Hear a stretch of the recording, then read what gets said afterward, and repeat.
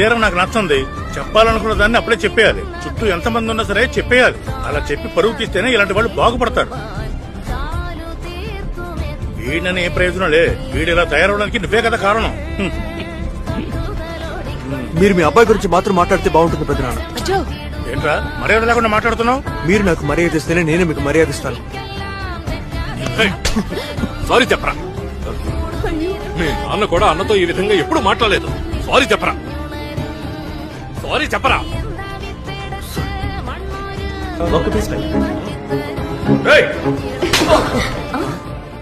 నాన్న నువ్వెవరా? వాడు ఏమన్నాడో విన్నావుగా. వాడు అన్న దాంట్లో తప్పే ఉంది. ఎవరి పని వాడు చూసుకుంటే చాలు. అలా అయితే నేను ఎప్పుడో గుర్తుండాలి కదరా. నాన్న వద్దు నాన్న. అయినా నా కొడుకును కొట్టే హక్కు నీకెక్కడుందిరా?